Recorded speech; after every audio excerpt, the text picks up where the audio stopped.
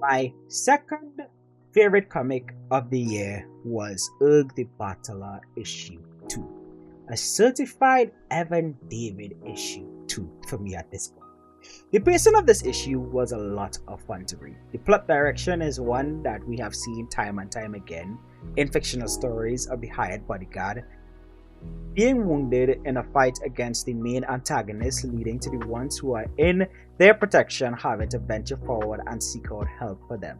A classic story plot point set in the antediluvian period of a girl on the run from a Nephilim husband who wants to sacrifice a child to the gods, which I really loved how the story continued to flesh out the allure and threat of Zeus, to the point that this, after all I said about issue 4, this one was the one that really hit the most for me and stuck.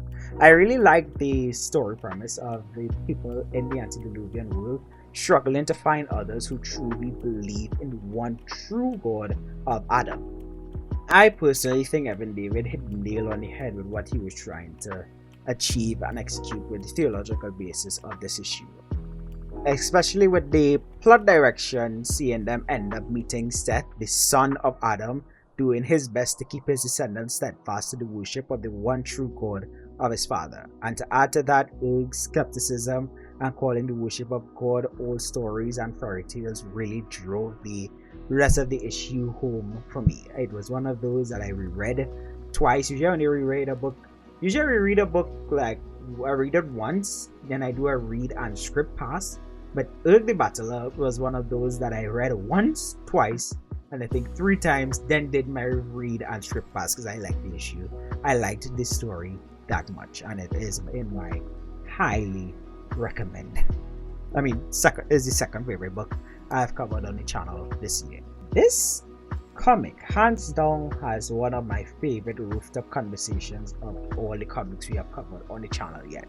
The conversation between John and Erg on the rooftop of Seth's house, yes, the descendant of Adam, that's Seth's house, after they were on the run from the Nephilim Zeus, who married John, got her pregnant, demands that she sacrifice the child to the gods for favor, and it obviously did not sit right with John and her parents, so John and her parents ran away in hopes of escaping Zeus, who does end up catching up to them many times throughout the series. I mean, this issue is how it led in. This issue leads into the final issue of issue 4 of how he caught up to them, and the way he did it, the way Zeus did it, or the way it was illustrated of him riding a behemoth, which the behemoth in this kind of antediluvian, Evan David's take on the antediluvian world is dinosaurs.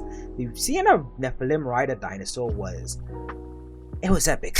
It was epic. Sam Samoa's artwork for that page of Zeus riding a dinosaur, that was just well done. There was some other elements of the artwork, especially on the chase scene, that didn't really work with Sam Samoa's style of artwork.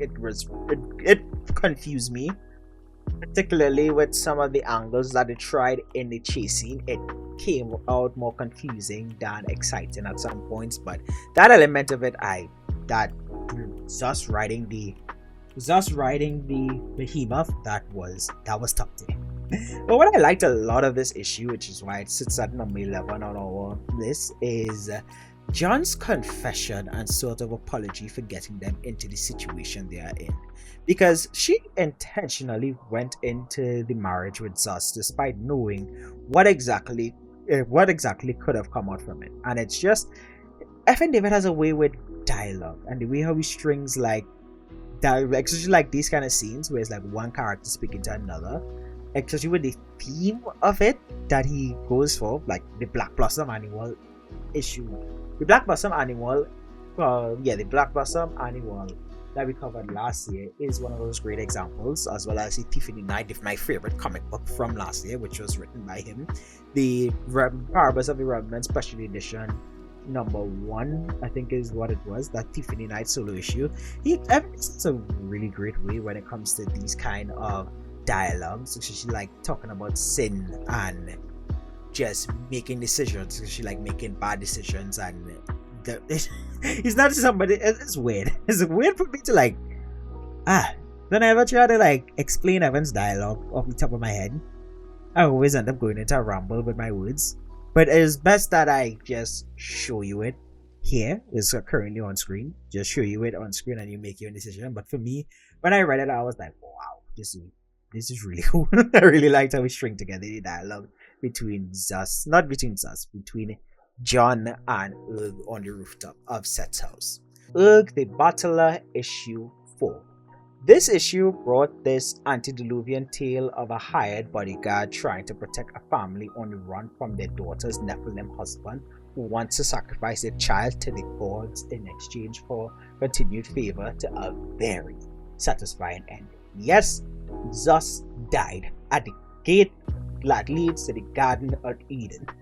And I have to be honest, it was awesome seeing Erg and Zus square off, as I said, at the gate that leads to the Garden of Eden. I love the approach to the story, especially their approach of keeping the story theologically grounded. And I must say, Erg's coming to faith journey is the biggest highlight of this issue and the story as a whole, because where he went from calling the god of Adam a myth, because this is antediluvian set during that time after Adam left the Garden of Eden to before so the antediluvian period is between the Garden of Eden and after the Garden of Eden to before Noah and the flood. So during that time, in the Bible it talks about the heart of man was desperately wicked on the earth. When God looked down on it, he was in complete despair of what was going on the earth. In Erg's eyes, he was like, everybody have a god. Everybody talking about this, Adam and his myths and fairy tales. I ain't care about any of that. You telling me he is the god of Adam, is the one true god, yada yada yada. He didn't care about any of that. But after just the experience with Zus, like being chased by Zus, and talking to John and meeting Seth, the descendant of Adam, and all of that, and standing face to face with the angel that guards the Garden of Eden, Erg had his coming to Christ. Well, I can't say coming to Christ moment, coming to God moment, because it's antediluvian. Erg had his coming to God moment with after coming face to face with the as I said, after coming face to face with the angel that guards the Garden of Eden, that was more than enough evidence for him that it became pretty much insurmountable. Coming to that realization that what seemed like his dying breath, had it not been for the grace of God. Is it like that battle with Zus? It was a gruesome battle. He was really, really badly banged up at the end of that battle. Just to add on top of that, with Erg's journey and everything Erg was going through, was John's journey from self-guilt to forgiveness after her conversation with the angel at the gate of the Garden of Eden, telling Erg at the end that if God can accept her for what she has done, then he can surely accept Erg, because Erg still had some doubt on if God would accept him after everything they've been through and everything he said and everything he's done. That John was like, no, if he could accept me for the nonsense that I did throughout the story, or that led to the story, then he could definitely accept you. And then to also add Evan's sort of gospel track commentary at the end of the digital issue, where he draws some parallel between Erg's selfless act and Jesus' sacrifice for us, as well as the in-depth breakdown into the world of Erg included at the very end of the series. It all just came together really well to the point that I highly recommend Erg the Battler as one of my favorite series that I've reviewed in 2024.